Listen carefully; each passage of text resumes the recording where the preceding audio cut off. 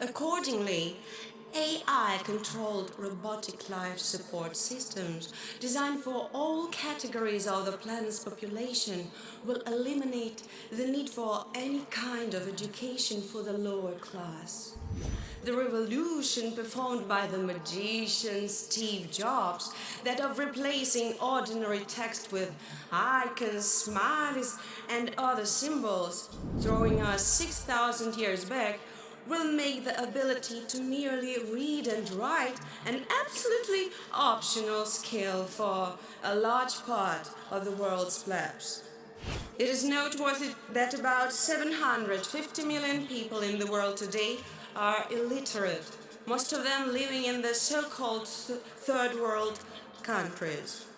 This already constitutes rather a large part of our planet's population, which means that with time, the number of those unable to read or write will just have to increase, which will be achieved, among other means, by introducing a fully digitized online education system, utilizing choice-based robotic educational programs. As the economist Paul Krugman has said, intelligent machines make intelligent people unnecessary. This will inevitably entail permanent changes in the cerebral cortex of the human brain and affect its speech centers like the Wernicke area and Broca's area. Along with this, the visual environment of the global favela, starting with tattoos on the body and ending with graffiti on the walls, will turn into a vast web of magical symbols and signs. And reading information from them will become the task of urban shamans and interpreters possessing special talents and knowledge. Then, all kinds of occult practices, white and black magic, healing, countless types of divination, spells, and charms will flourish with the most disgusting primeval rites and bloody rituals springing forth from ancient times, reintegrating themselves into everyday life. Against the backdrop of a sharp decline in the education of the masses, the dominating invention of the fifth technological order, dear to hearts of all Earth's people, namely the Internet with a free public access, will play its role of a sham replacement in the lives of the lower class, turning into a global information getter where billions of users without any traceable participation of the elites will generate exabytes of fake news, while specially crafted algorithms will moderate information in such a way as to maintain an unstable balance between momentary anxiety for one's life and hope for survival. The fear in the face of an unseen viral threat that has recently earned a reliable reputation will maintain the life interests of the world's plebs on a level not exceeding a trivial desire not to die. With the vaccines virtually unavailable to the lower class and other means of fighting viral infections acquiring a sacred status, bearing traits of a semi-religious cult. Along with that, life duration as a notion will cease to exist, replaced by the vulgar concept of a late survival age. Survival age. With the concept of the basic income introduced globally, the famous Marxist slogan, "The proletarians of the world unite," will be replaced by something like, "The plebe of the world, go to your favelas, do not interfere with the operation of robotics, and equal destruction of basic income will inevitably bring back to life all joys of directed and planned economy, with all the necessary products manufactured strictly per person, without any marketing and all that promo jazz. It's easy to guess that in that scenario, the government plan will be devised by AI. Undoubtedly, the free cash in the form of the basic income will quickly bring into play prowling gangs of thieves who will levy electronic and physical tribute on the lumpen freeloaders, i.e., the population. This will create a microcosm of inequality in the depths of the lower class, with a hierarchy system springing forth on its level. To avoid uncomfortable formation of complex threats with their inevitable institutionalization among the low layers of society, the elites will have to appeal to the use of the rigidly preserved brutal cave principles of the lower class self-regulation. For this purpose, the governance of the global favela will be, according to the already mentioned law of the jungle, delegated to the multiple jokers, which, in all actuality, will for the low-class societies become the landmark of a victory of a global criminal revolution with the negative selection accompanying it.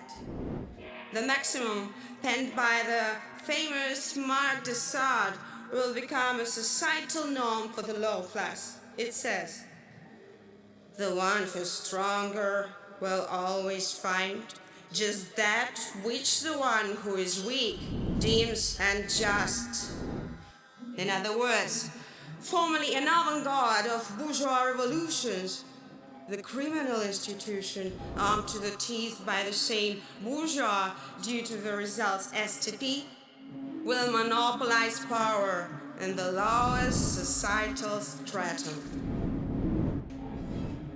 The fact that this is easily feasible is confirmed by the rich experience of the Bolshevik usurpation of power on the territory of the former Russian Empire, followed by the emergence of despotism around the world in the countries of the so-called socialist camp, the Chinese Cultural Revolution, and finally the apotheosis of negative selection on the post-Soviet territory of a rather recent dashing 90s.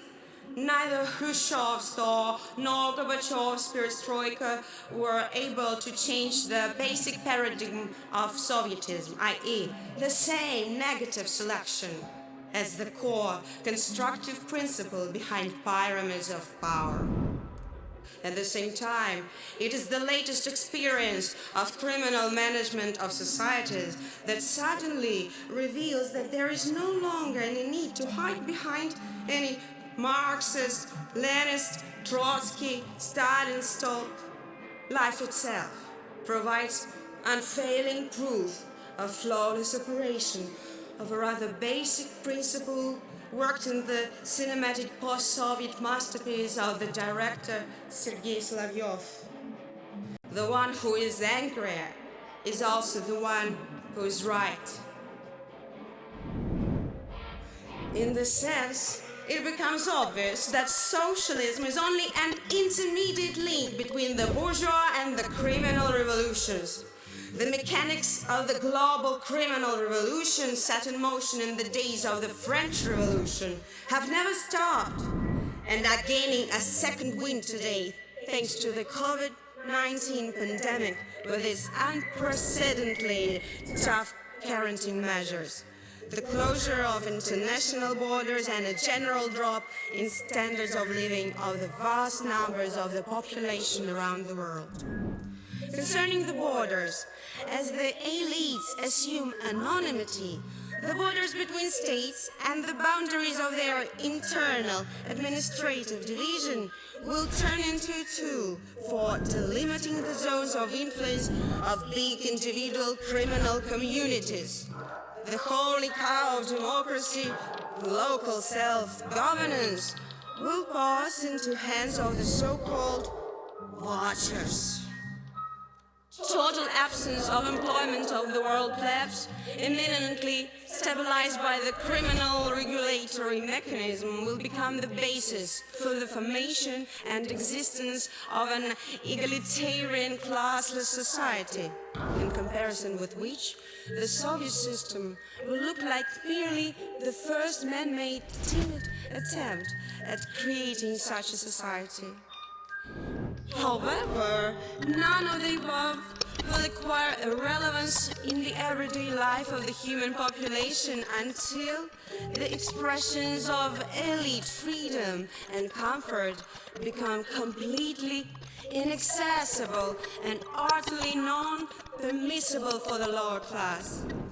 Elite habitats protected by information and energy domes extending into the stratosphere won't be traceable even on Google Maps that provide an allegedly impartial picture of everything on the Earth from space. Instead, smartphones and computer screens will display ordinary landscapes of wild nature. Should anyone from the lower class dare to try to approach these secret zones, the reaction to such an intrusion will be immediate and ruthless. A technical application of the principle of quantum teleportation will instantly eject the physical body of that pathetic loser as a mass of atoms into the vast nameless space, and the memory of his existence will be erased from public consciousness in the same instant. But before the life of the human population reaches this point, it will have to go through a test extremely familiar to mankind. A test that each time accelerates the transition from one technological mode to another. This test is a war of all against all. In other words, a world war. This will be the most unprecedented war in history. The joystick war, led from underground bunkers by means of remotely controlled hosts of combat drones of all conceivable and inconceivable sizes, modifications and purposes.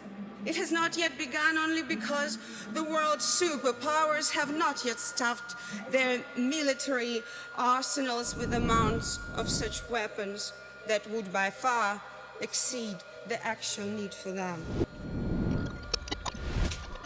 It must be understood that this time it will not be armies of military unions fighting against other armies, but robotics-controlled combat systems fighting against poorly armed humans. The effectiveness of non-contact drone warfare will be so high that it will make the use of nuclear weapons practically unnecessary. In its essence, it will be a war of the world elites with the world plebs.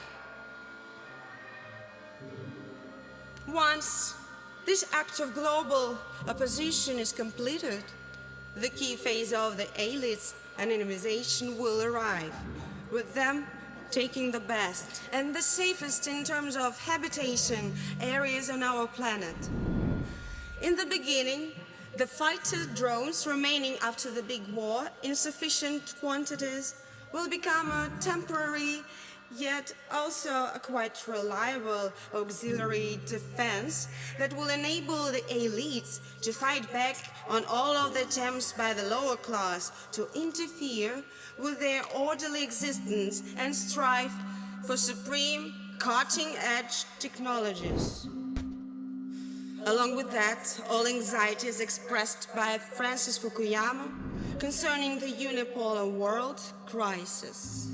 The dominant pole will simply turn from the physical supreme society, termed by Zinoviev, as the pinnacle of the golden billion, will relocate into the virtual environment that from then on will be represented by impersonal AI.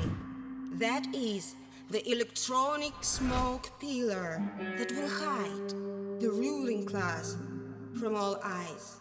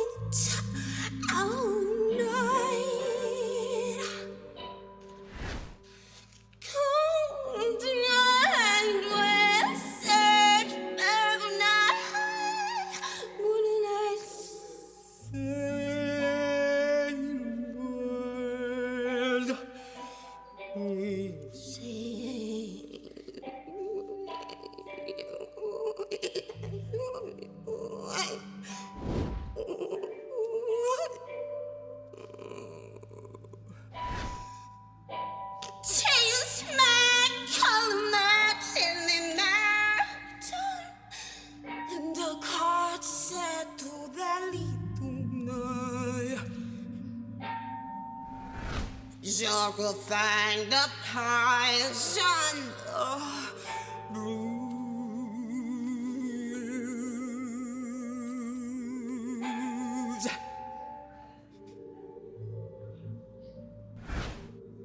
Don't write happening.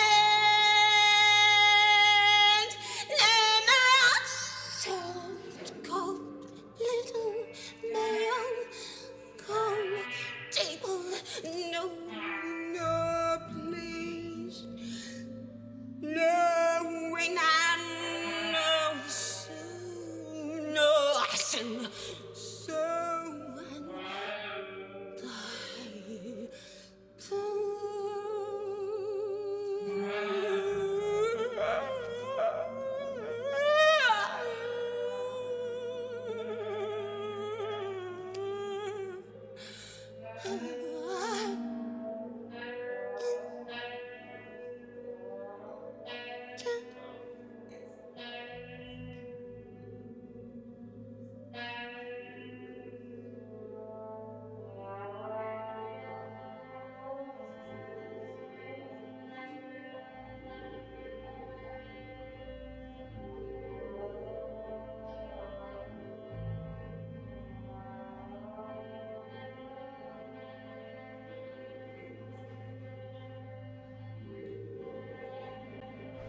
And now, let us describe the future habitats of the elites and their life in them. By the way, the architecture of elite environments, if it may be called so, will be distinguished by a strive to borderlessness, against which even the parametric masterpieces created by Zaha Hadid will look like coarse specimens of barbaric brutality. The elite zones will connect between themselves by means of Elon Musk's supersonic hyperloops. Inside, the areas will be equipped by various noiseless and safe means of transportation. The use of renewable energy, ecological consciousness at its best, a mode of life adjusted with mathematical precision, including means of providing all kinds of pleasures conceivable without any psychosomatic damage whatsoever. All of this will become an integral part of the elite's life in the areas of their resistance. Food consumption in its traditional sense will gradually be replaced by certain alternative safe options will not deprive the eater of its enjoyment, but will on the contrary increase it. This isn't the main thing, however. The main thing is that the world elites, consisting of thousands of families, acquire physiological immortality, or at the very least, an ability to live for hundreds of years, a privilege that will be exclusively inherited, throwing billions of people into the abyss of a meaningless existence. Real microchips and vaccines will be not for countless crowds of the poor across the planet, but for the elect representatives of the elite clans. The injection of elite microchips will, in a sense, be likened to being knighted. Immortality will make final and irreversible the necessity of making the lives of the elites invisible and the ruling class anonymous.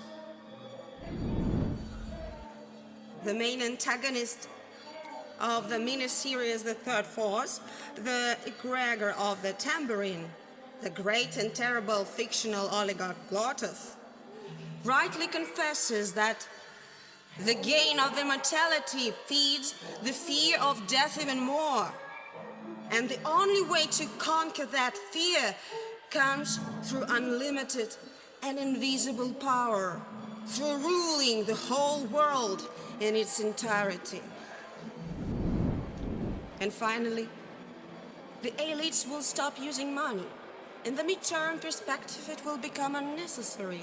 The convergent NBIC technologies will foresee new, perfectly balanced means of resource management, providing the highest consumer quality combined with inexhaustible creativity. While in the world of the mortals, any exchange will be carried out through utilizing blockchains of electronic currencies that will be residue, exchange, instrument, formerly used by the elites.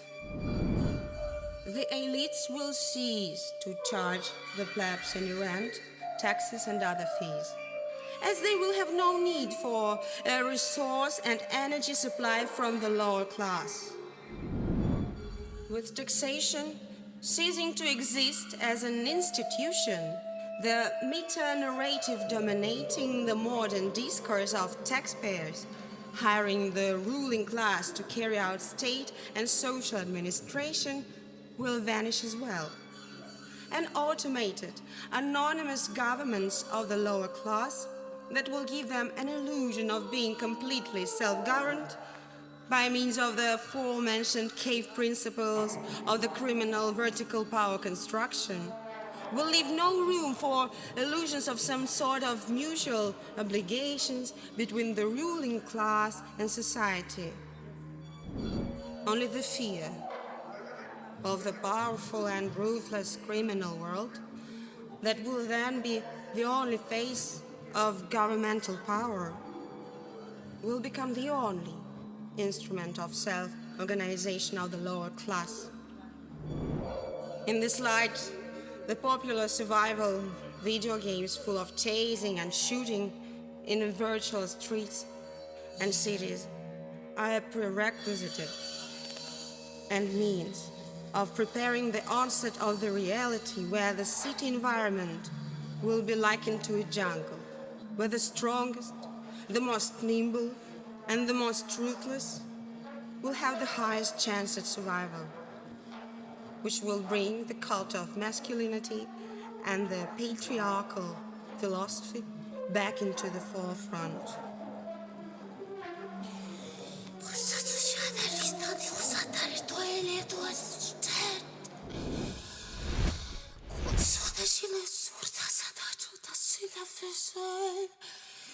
I udarsa tu duele da tu bailend.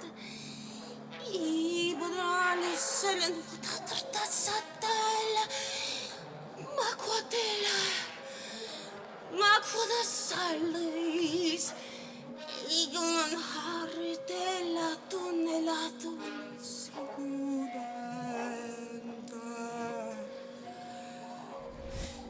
Sigulenda, Sigulunde.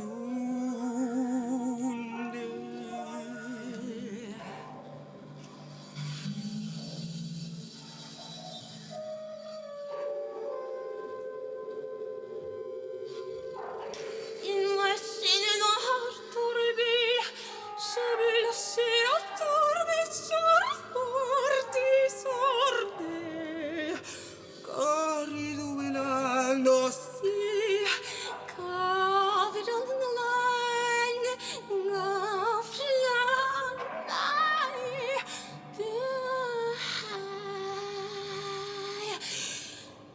Dosi me la rua da trois titelle no punanti ubar. La punni Satura Sudden Turn to Cote